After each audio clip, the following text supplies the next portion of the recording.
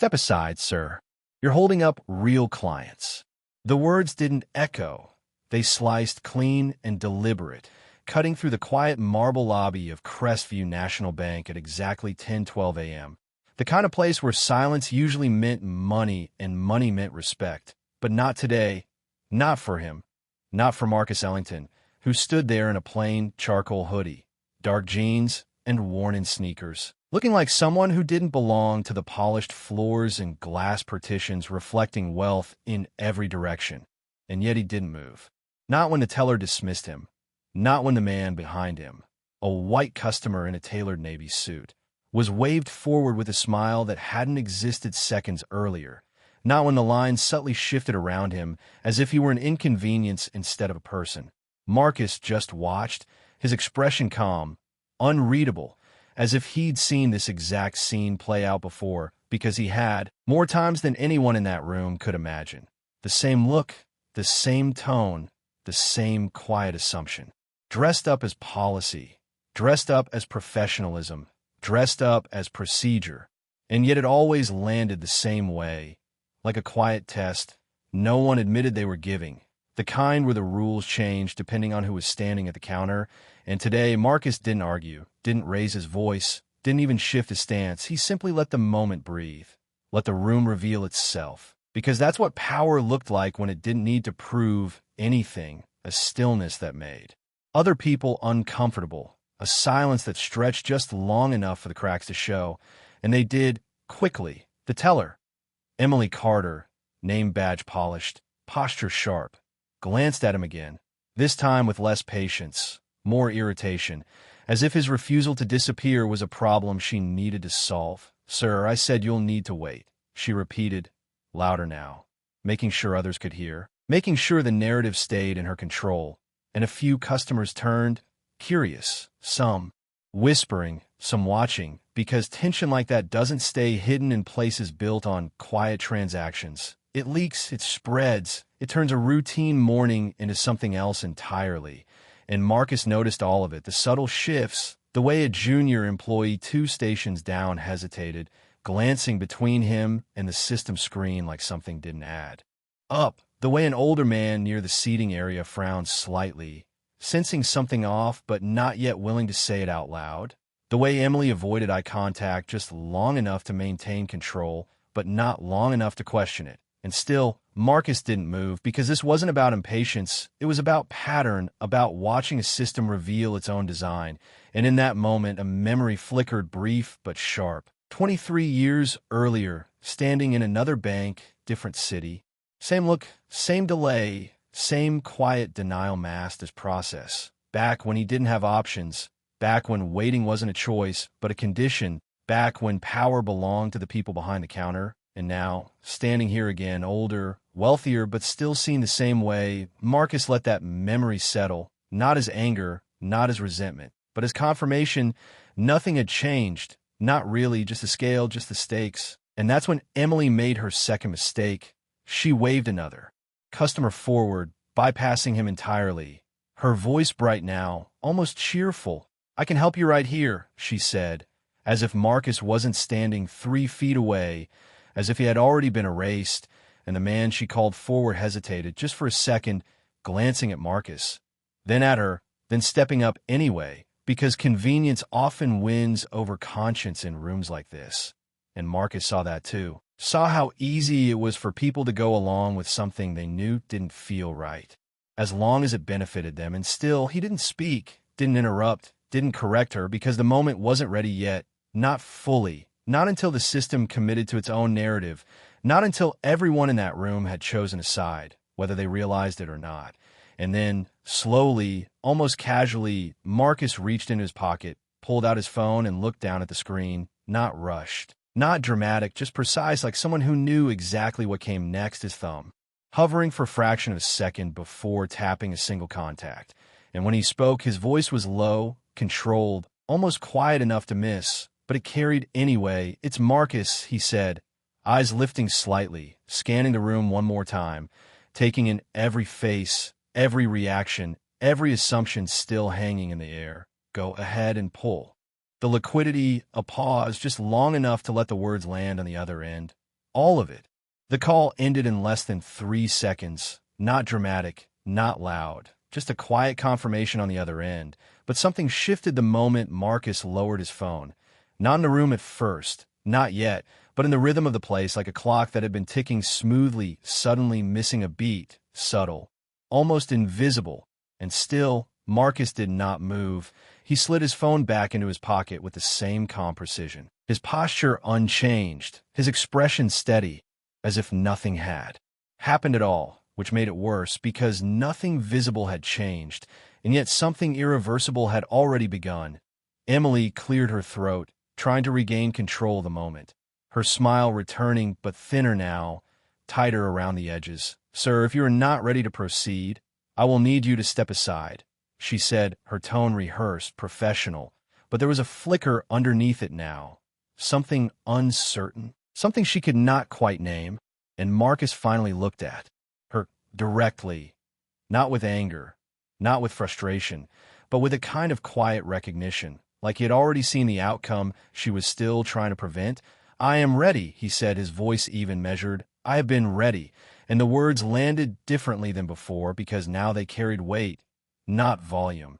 And for a moment, Emily hesitated, just a fraction of a second, but enough for the junior employee down the line, a young man named Daniel Brooks, to glance again at his screen, his fingers hovering over the keyboard as if he was about to say something, as if he was about to interrupt the script everyone else was following. But he stopped himself, eyes dropping, choosing silence over risk, and that silence spread, stretching across the room, settling into the spaces between conversations, between transactions, until even the customers who had been whispering earlier grew quieter, watching more openly now, sensing that this was no longer just a delayed transaction.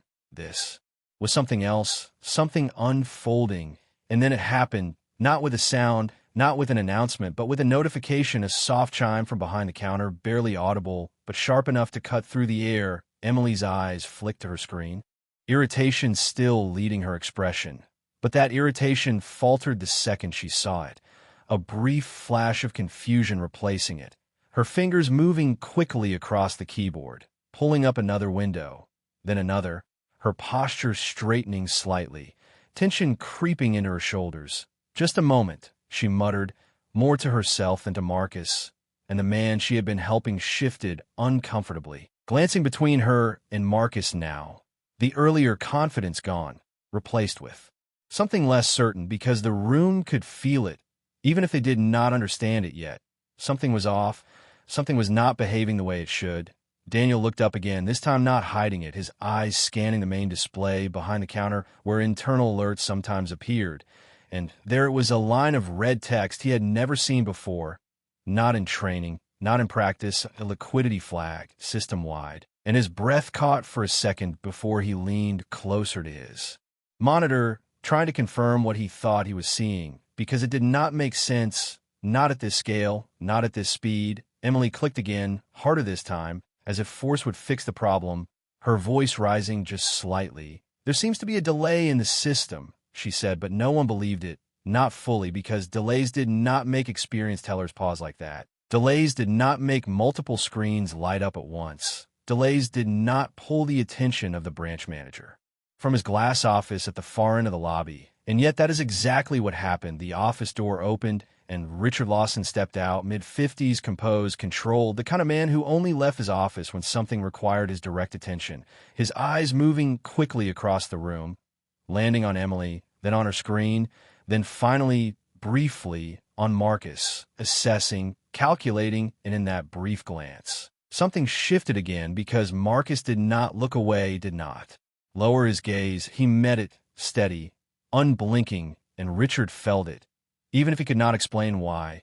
He walked over, his pace measured but faster than usual. "What is the issue?" he asked quietly. But the question carried authority, and Emily swallowed before answering.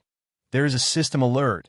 I am trying to verify it," she said, her voice no longer as confident as before, and Richard leaned in, his eyes scanning the screen, reading the alert, processing it, and then reading it again, slower this time because the numbers did not align with anything normal, anything routine, Anything manageable at the branch level, his jaw tightening almost imperceptibly as he straightened, his gaze shifting once more to Marcus, longer this time, more focused, as if seeing him for the first time, not as a disruption, not as a delay, but as a variable he had not accounted for. And Marcus simply stood there, hands relaxed at his sides, the room now fully aware that something had changed, even if they did not yet know what. And in that silence, heavy and charged, Marcus spoke again, not loud, not forceful, but clear enough for those closest to hear. "You might want to process my request now," he said, and this time it did not sound like a suggestion, it sounded like timing.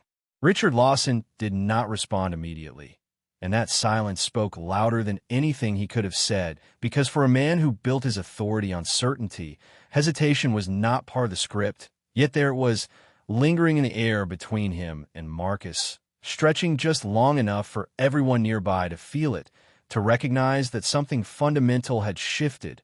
Emily stood frozen at her station, her fingers still resting on the keyboard, but no longer moving with the confidence they had just minutes ago, her eyes flicking between the alert and her manager, waiting for direction, waiting for reassurance that this was still under control, but Richard did not give it. Not yet, because the numbers on that screen refused to cooperate. They did not behave like a routine transaction.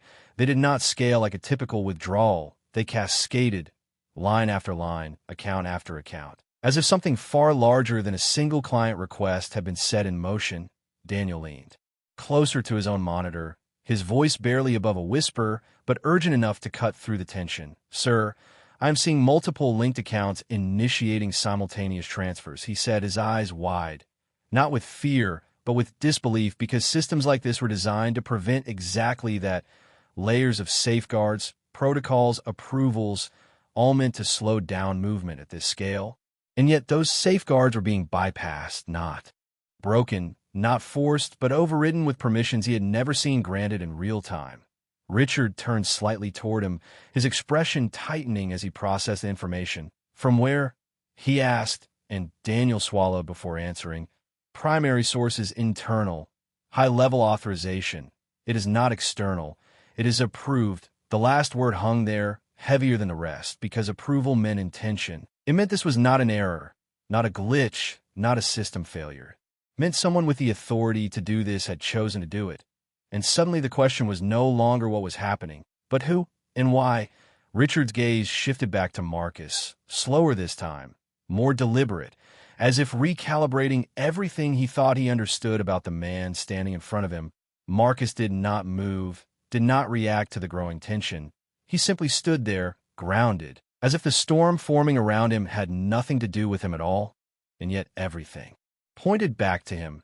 Emily finally broke the silence, her voice sharper now, defensive, trying to reclaim ground she felt slipping away.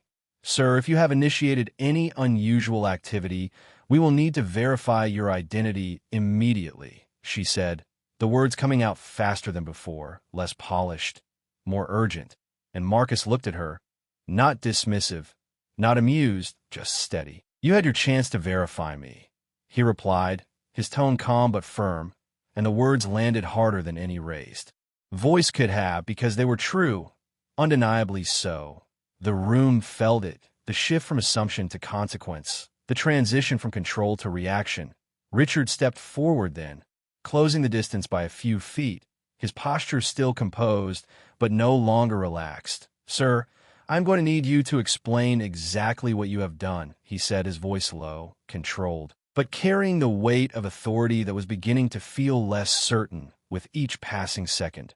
Marcus tilted his head slightly, considering the question as if it were optional, as if explanation was a courtesy he could choose to extend or withhold. And for a brief moment he said nothing, letting the silence stretch again, letting the system continue to speak on his behalf. Because behind the counter, the alerts were multiplying, more screens lighting up, more internal messages appearing, each one escalating the situation beyond the scope of a single branch, beyond the control of the people standing in that room. Phones began to ring, not customer lines, but internal lines, direct connections from departments that did not call unless something critical was unfolding. Emily glanced at one of the blinking lines, then at Richard, unsure whether to answer, unsure whether answering would make things better or worse. Richard nodded once, sharp and decisive, and she picked up, her voice tight as she spoke.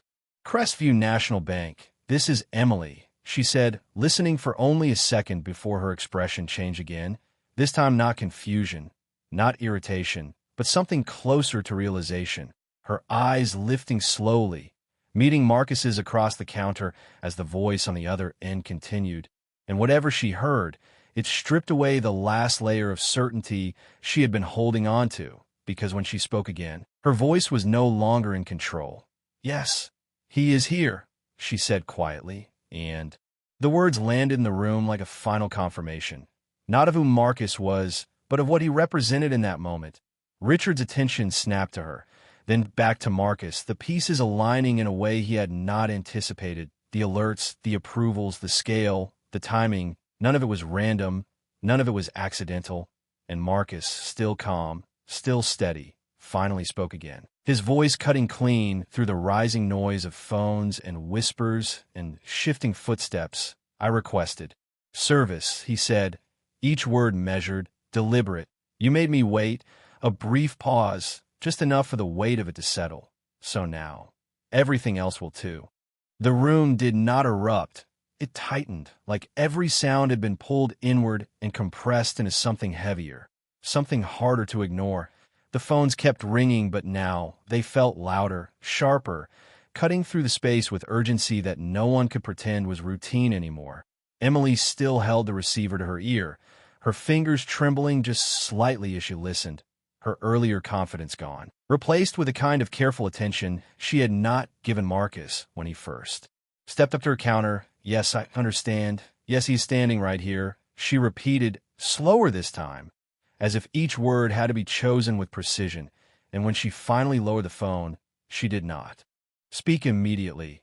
She just looked at Marcus, really looked at him, not at his clothes, not at his posture, but at him, and something in that look had changed, something that could not be undone. Richard stepped closer, his voice low but firm. Who was that? He asked, and Emily hesitated, just long enough to confirm what everyone was beginning to suspect. Corporate Liquidity Division, she said, her voice quieter than before. They are asking about the withdrawal. They said it is not stopping. The last part landed differently, not dramatic, just factual, and that made it worse because systems like this were designed to stop, to slow, to contain, and yet this one was not. It was moving, continuing, expanding, and behind them, Daniel's screen refreshed again, another line of red text appearing, then another, each one representing movement, not theory, not potential, but real capital shifting out of the bank's control. Sir, it is spreading across linked portfolios, Daniel said, louder now, unable to keep the urgency contained. It is not just one account, it is multiple, coordinated, all authorized at the highest level. Richard turned sharply. Shut it down, he said instinctively, the kind of command that usually ended problems before they grew. But Daniel shook his head almost immediately. I cannot, sir. The system is recognizing it as a valid instruction. There is no override at this level. And that was the moment the illusion broke, not loudly, not visibly, but completely, because if there was no override, then control had already shifted somewhere else, somewhere higher, somewhere beyond the reach of the people standing in that branch. Richard's jaw tightened as he turned back to Marcus, his authority still present, but now competing with something unfamiliar, uncertainty. You need to stop this, he said, and it was not a demand anymore, not fully, it was closer to a request, even if he did not intend it that way. Marcus remained still, his hands relaxed, his gaze steady. I am not stopping anything, he replied, calm as ever.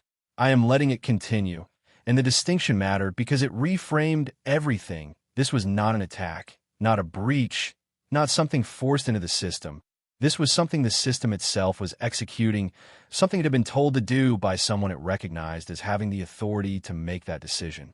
And suddenly the room understood, not all at once, but in pieces, in glances, in the way people shifted their weight, in the way conversation stopped entirely. Because the situation was no longer unclear, it was undeniable. Emily swallowed, her voice returning but softer now, stripped of its earlier edge. Sir, what exactly are you withdrawing? she asked, and Marcus did not rush his answer. He let the question sit for a moment. Let the room lean into it, because now they were listening. Now they were paying attention. Now they were asking instead of assuming. And when he finally spoke, his voice was steady, precise, everything that is mine, he said. And the words landed with a weight that went beyond their simplicity, because in a place like this, everything was never just one thing. Everything was layered, connected, scaled, and the realization moved through the room like a quiet wave. Richard exhaled slowly, processing, recalculating, his mind moving through possibilities, trying to place Marcus within a framework that made sense, but nothing aligned. Not the scale, not the access, not the timing. And that was the problem. Marcus did not fit into the system Richard understood, which meant the system itself was being revealed as something incomplete, something flawed.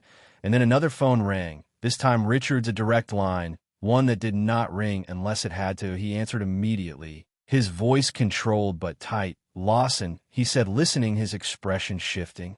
In real time, not dramatically, but enough for those watching to see the change, the recognition, the confirmation. "Yes, I see, understood," he said, and when he ended the call, he did not look at Emily, he did not look at Daniel, he looked directly at Marcus, longer this time, without interruption, without assumption, and in that look was something new, not authority, not irritation, but awareness. "They said the withdrawal has exceeded $500 million and is still processing," he said, the number hanging in the air, heavy, impossible to ignore, and Marcus did not react to it, did not acknowledge the scale, because for him, it was not the point had already been made, and the system was simply catching up to it.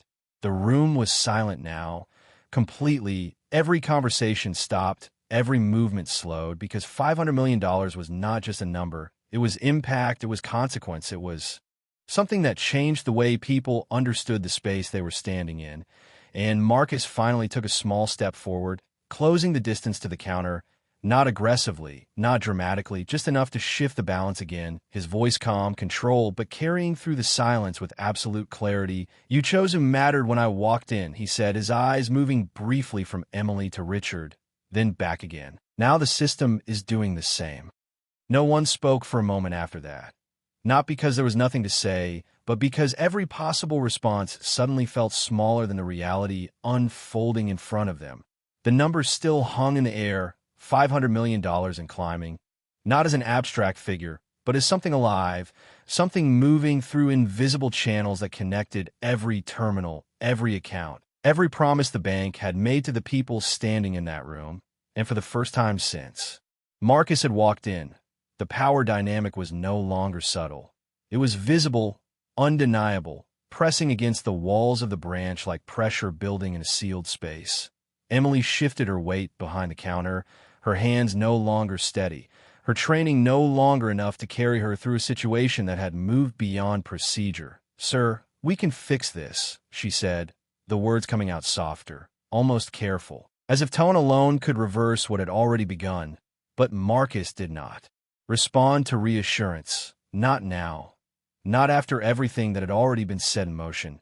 His gaze remained steady, not cold, not hostile, just certain, and that certainty was what unsettled them most, because it meant this was not impulsive, not emotional, it was intentional. Richard exhaled slowly, running a hand along the edge of the counter, as if grounding himself in something physical, something solid. "Listen to me," he said, his voice controlled but edged with urgency. "Whatever this is, it does not need to go this far." And that was the moment the room understood something else. This was no longer about a delayed transaction. It was about consequence, and Richard was trying to contain it, trying to pull it back before it reached a point where it could not be managed. But Marcus did not step back, did not soften, because for him, the point had already been crossed long before. "The numbers appeared on any screen. It already has," he replied, calm, measured, and the simplicity of the answer made it heavier, because there was no argument left in it, no negotiation, just a statement of fact. And behind them, Daniel's voice broke through again, louder now, unable to stay quiet as the system continued to respond. "Sir, additional accounts are triggering linked withdrawals. This is not slowing down. It is accelerating. he said, his eyes moving rapidly across his screen as new alerts populated faster than he could process them. Risk management is flagging exposure across multiple divisions. The words came faster now, overlapping with the ringing phones, with the shifting footsteps of customers who were no longer pretending this was normal, who were now openly watching, some pulling out their phones, some stepping closer, drawn by the gravity of what they were witnessing. Because moments like this did not happen quietly. They did not stay contained within policy or procedure. They expanded. They pulled attention. They forced recognition. And in the middle of it, Marcus remained still, as if the chaos around him was simply the natural result of something that had been waiting to surface, a reflection of a system pushed to reveal itself. Emily looked at him again, this time without any trace of authority, only uncertainty. "Why are you doing this?" she asked. And the question was not accusatory, not defensive. It was searching, as if understanding might change the outcome, as if context might soften consequence. And Marcus held her gaze for a moment before answering, not immediately, not impulsively, but with the same deliberate control he had shown from the beginning. "Because this is the only language your system responds to," he said, and the words landed differently than anything before because they were not just about her, not just about the moment at the counter. They were about something larger, something structural, something that extended beyond the walls of that branch. And for a second, Emily had no response, not because she disagreed, but because she could not with everything unfolding in real time around her. Richard stepped forward again, closer than before, his voice lowering as if proximity might restore control. "You're putting people at risk," he said, and there was the shift to consequence framed in broader terms. Not just the bank, not just the system, but the people connected to it, the customers, the employees, the structure that depended on stability. And Marcus did not dismiss it, did not ignore it. He let the words sit, acknowledged them with a slight tilt of his head. "No," he said quietly but firmly, "I am revealing the risk that was already there," and the distinction cut deeper than any accusation could have, because it turned the focus back on them, on the decisions, the assumptions, the patterns that had led to this moment, and behind them, another alert sounded, louder this time, a system-wide notification that pulled attention from every station at once. Daniel's voice followed almost immediately, strained now under the weight of what he was seeing. "Liquidity reserves are dropping below threshold levels," he said, his eyes wide. "Corporate is initiating emergency protocols." And that was when the room truly understood not just the scale, not just the number, but the impact, the kind that moved beyond inconvenience, beyond delay, into something structural, something that could not be easily reversed, the kind of moment that redefined what came after it. And Marcus finally took another small step forward, his voice steady, unshaken, cutting through the noise with quiet precision. "You made a decision when I walked in," he said, looking from Emily to Richard and back again. "This is what that decision looks like at scale." The words settled into the room like weight, not loud, not dramatic, just undeniable. And for a moment no one moved, because movement implied control, and control was slipping, not gradually, not subtly, but in real time, visible on every screen, every blinking alert, every phone call that now came faster than anyone could answer. Richard Lawson straightened his posture as if instinct alone could restore order. But even that felt different now, less commanding, more reactive. His voice returned, firm but no longer absolute. "We need to contain this immediately," he said, not to Marcus, not entirely, but to the room, to the systems, to anything that would still listen. But containment required leverage, and leverage required authority, and authority had already shifted somewhere beyond his reach. Daniel's hands moved rapidly across his keyboard, his training pushing him forward even as the system resisted him. "Corporate has initiated a liquidity freeze request," he said, his voice tight with focus. "But it is not taking effect. The system is recognizing a higher priority command." And that phrase hung heavier than any number. Higher priority. It meant hierarchy. It meant rank. It meant that somewhere above every safeguard, above every override, there was a level that could not be challenged from within the branch. Emily looked between them, her earlier certainty now completely gone, replaced with something closer to realization. Who has that level of access? She asked, the question quiet but sharp because the answer mattered now, more than anything else. And Richard did not respond immediately.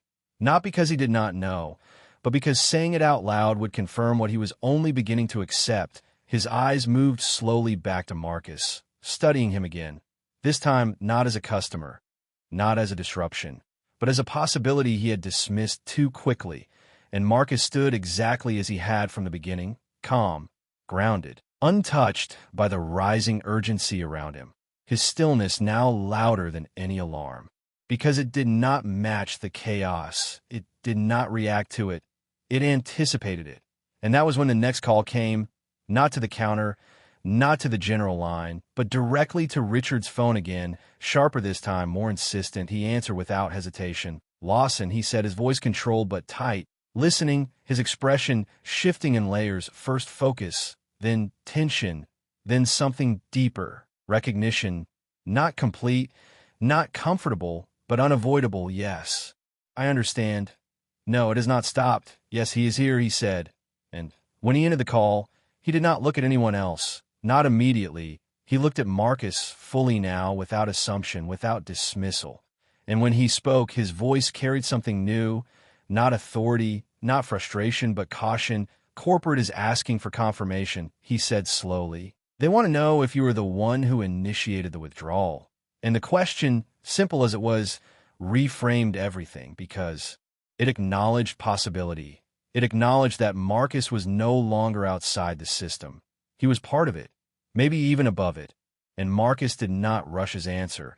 He let the silence stretch just enough for everyone to feel the weight of it.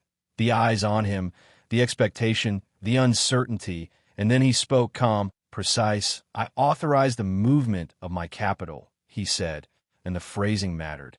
Because it did not sound like an action taken against the bank. It sounded like a right exercised within it, and that distinction shifted the room again. Emily's breath caught slightly. Daniel paused mid-keystroke, and Richard's jaw tightened as the pieces continued to align in a way he could no longer ignore. That level of authorization is restricted, Richard said, not as a challenge, but as a statement, as if repeating the rule might still hold it in place. But Marcus met his gaze without hesitation. So is judgment, he replied, and the words landed with a quiet finality that no raised voice could have matched, because they reached beyond the system, beyond the screens and the alerts, into the decision that had started all of this, the moment at the counter when assumption replaced verification, when perception replaced process, and now the system was responding, not correcting, not adjusting, but executing. Daniel's screen refreshed again. Another alert, louder this time, a system-wide escalation notice that pulled attention from every station simultaneously. Emergency liquidity protocols have been activated at the national level, he said, his voice steady but strained. Interbank notifications are being sent. This is no longer contained to Crestview. And that was the shift, the expansion beyond the room, beyond the branch, into something larger, something that could not be managed locally, something that would ripple outward, affecting markets, perceptions, trust, and Marcus stood at the center of it, not as a disruptor, not as an outsider, but as the origin point of a decision that had now reached its full scale. He took a slow breath, not for effect, not for emphasis, just as part of his rhythm, his control. And then he spoke again, his voice low but carrying through the noise with absolute clarity. You kept me waiting for approval, he said, his eyes moving briefly across the counter, across the space that had defined the interaction. I do not need approval. A slight pause, just enough to let the distinction settle. I give it. The sentence did not echo. It settled, heavy and final, like something the room had been waiting to hear without knowing it. And for a brief second, everything slowed, not because the systems had stopped, but because the people inside the room had, every movement now deliberate, every glance carrying weight. Emily stood frozen behind the counter, her earlier posture gone, replaced by something more human, more uncertain. Her eyes locked on Marcus, as if trying to reconcile the man she had dismissed minutes ago with the authority now unfolding around him. And it did not fit, not easily, not comfortably, because it required admitting that the mistake had not been procedural. It had been personal, Daniel's hands hovered over the keyboard, no longer typing, because there was nothing left to input that would change the direction of the system. It was running, fully engaged, fully committed, executing commands that had already passed the point of interruption. And Richard Lawson, who had spent decades inside institutions like this, who understood hierarchy, protocol, and control better than most, stood in a space where none of those things were behaving the way they were supposed to. His voice returned, but slower now, measured in a different way. "Marcus," he said, using the name for the first time without hesitation, without formality, just recognition. "We need to understand your position here." And that was the shift, subtle but complete, from questioning to acknowledging, from assuming to asking.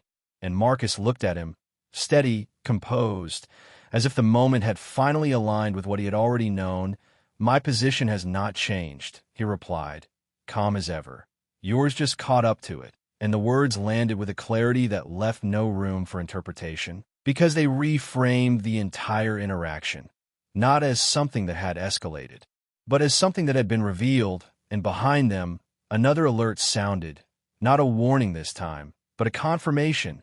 Daniel glanced at the main display, his voice cutting through the silence. "National Liquidity Reserve have crossed critical thresholds," he said, each word precise, each one heavier than the last.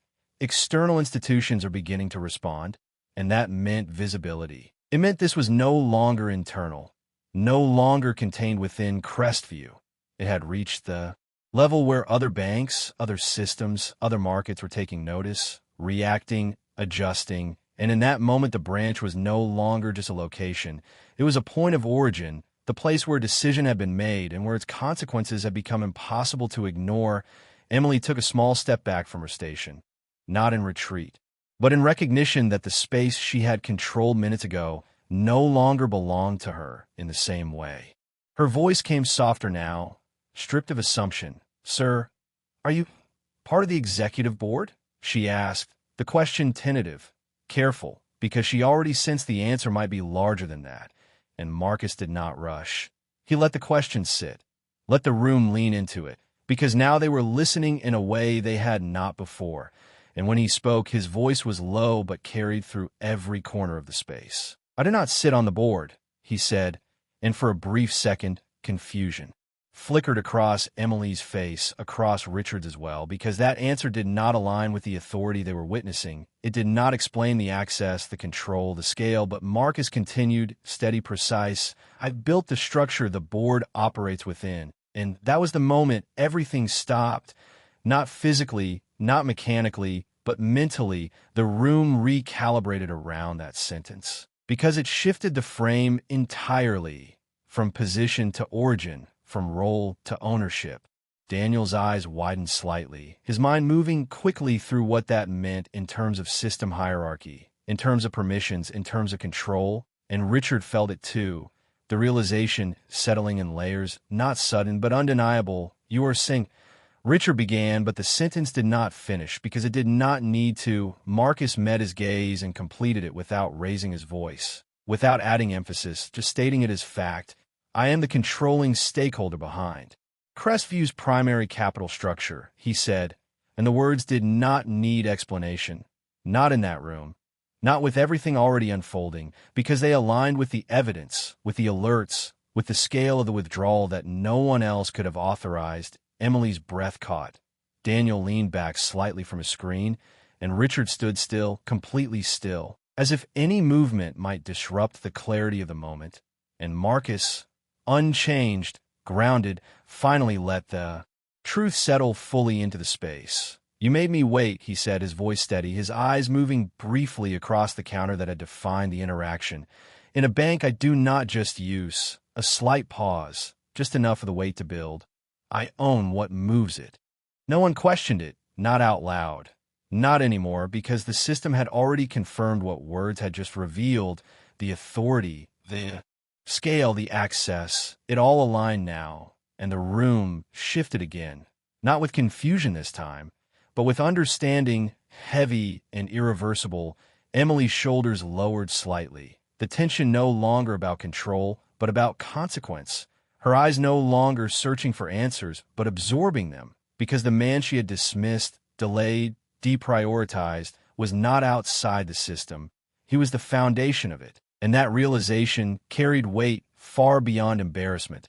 It reached into accountability, into the structure that had allowed the moment to happen in the first place. Richard Lawson did not speak immediately, not because he had nothing to say, but because everything he could say had already been overtaken by what was unfolding. His role had shifted in real time, from authority to participant, from decision-maker to respondent, and that shift was visible, not in his posture, but in his silence. Daniel's screen updated again, the alerts now stabilizing into a different pattern, no longer rapid escalation, but structured response. Emergency protocols fully engaged, external coordination underway, Sir Daniel said, his voice steadier now. Federal liquidity monitors have been notified.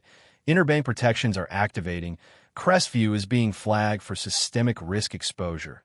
The words carried a different kind of weight now. Not chaos, but consequence. Not uncertainty, but impact, because once federal oversight entered the equation, the situation moved beyond internal control entirely. It became part of a larger system, one that did not respond to branch-level decisions or individual authority, one that responded to scale, to stability, to trust, and that trust had just been shaken in a way no one in the room could undo. Marcus listened without interruption, his expression unchanged, because none of this surprised him. None of it altered the trajectory that had already been set in motion. He was not reacting to the system. He was watching it respond, and that distinction mattered because it meant control had never been about stopping the outcome. It had been about understanding it. Emily finally spoke again, her voice quieter than it had been at any point before, stripped of performance, stripped of assumption. "What happens now?" she asked, and the question was not procedural, not technical, it was human. It was about what came next when something irreversible had already begun. Marcus looked at her, not with judgment, not with satisfaction, but with clarity. "Now the system recalibrates," he said, and the answer was simple. But it carried layers because recalibration meant adjustment, correction, exposure. It meant the structure would respond to what had been revealed, not just in numbers, but in behavior, in decisions, in the way people were treated before any numbers ever moved. Richard took a slow breath, the weight of responsibility settling fully now. Not just for the branch, but for the culture it represented. "We need to initiate internal review protocols immediately," said, more to himself than to anyone else. But the words were heard because they marked a shift from denial to acknowledgement, from reaction to accountability. Daniel nodded slightly, already moving through the steps, documenting, logging, preserving everything that had happened, every alert, every command, every interaction, because moments like this did not disappear. They were recorded, analyzed, remembered, not just by systems, but by people, by institutions, by the market itself.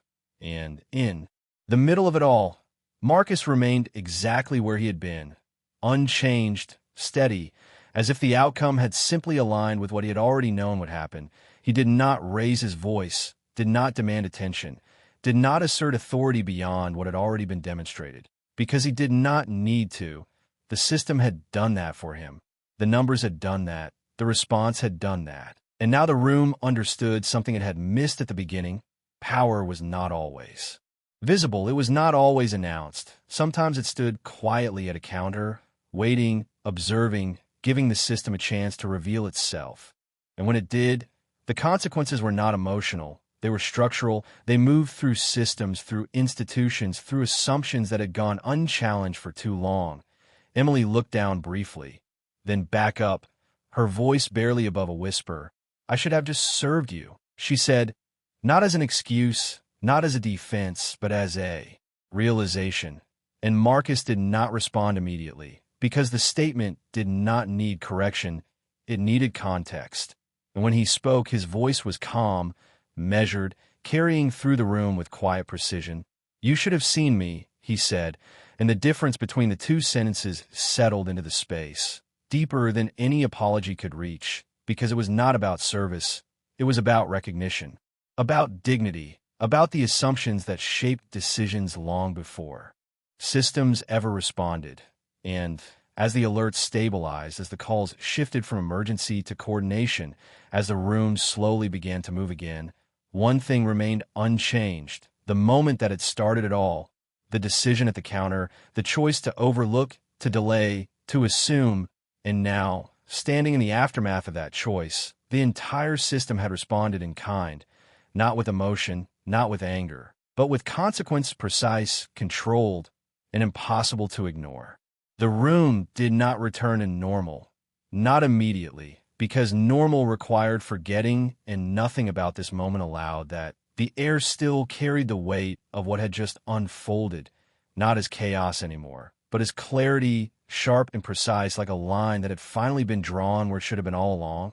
The screens continued to update, but now the movement was controlled, coordinated, no longer escalating. The system had reached its threshold and was adjusting, recalibrating, exactly as Marcus had said it would.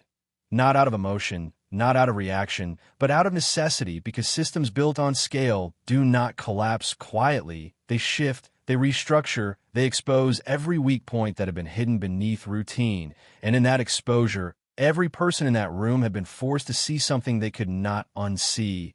Emily stood still for a moment longer, then slowly stepped back from her station. Not retreating, not escaping, but acknowledging the space she had occupied differently just minutes before. Her eyes no longer scanning for the next customer, no longer measuring priority, but reflecting, processing, because what had happened was not just an error in judgment. It was a mirror, and she had seen herself in it clearly, without distortion. Richard Lawson moved with intention now, not urgency, but direction, already speaking into his phone again, coordinating, responding, aligning with corporate directives that were no longer suggestions, but requirements, his tone steady. But beneath it was something new, something quieter, a recognition that authority did not protect against consequence. It revealed how one handled it. Daniel continued working, documenting every second, every shift in the system, his earlier uncertainty replaced with focus, because moments like this would be studied, reviewed, broken down into data and decisions. Not just for compliance, but for understanding how a single interaction at a counter could ripple outward into something that reached national systems, how perception could trigger movement at a scale most people never saw. And in the middle of it all, Marcus Ellington remained exactly as he had been from the beginning, calm, grounded, not elevated by what had happened, not diminished by what had preceded it, simply present, as if the outcome had always been part of the equation. He glanced once around the room, not to check reactions, not to measure impact, but to acknowledge the moment for what it was, a turning point, not just for the bank, but for everyone who had witnessed it, because the lesson was not hidden in the numbers, it was in the space before them, the interaction that had set everything in motion, the decision to delay, to assume, to overlook, and now the system had responded in the only way it knew how, through structure, through scale, through consequence. Emily looked at him one last time, her expression no longer uncertain, but resolved in a different way, as if something had shifted inside her that would not shift back. She did not speak again, because there was nothing left to say that would change what had already been learned. Richard ended his call and faced Marcus directly, his posture composed, his voice measured. "This will not be ignored," he said, not as a warning, not as a defense, but as a commitment. And Marcus nodded once, not an agreement, but an acknowledgement, because that was the point, not punishment, not spectacle, but recognition. And with that, he reached into his pocket once more, not to initiate anything new, not to escalate, but to conclude, his voice quiet as he spoke into the phone. "Stabilize the remainder and hold position," he said, listening for a brief moment before ending the call. The system responding again, not with alarms this time, but with adjustment, controlled, deliberate, bringing the movement into alignment with the broader structure it belonged to. And then, without ceremony, without announcement, Marcus stepped back from the counter the same way he had stepped up to it, calmly, without urgency, the difference now not in his movement, but in the space around him, because every person in that room understood who he was, not because he had declared it, but because the system had revealed it. And as he turned to leave, the marble floor reflecting the same quiet confidence it had at the beginning, the room did not return to its previous rhythm.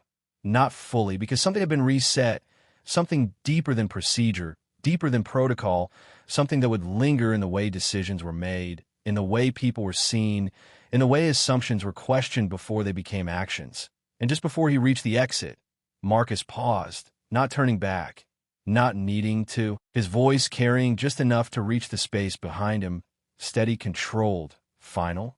"I did not raise my voice," he said, a brief pause allowing the words to settle into the room that had witnessed everything. "I raised the standard."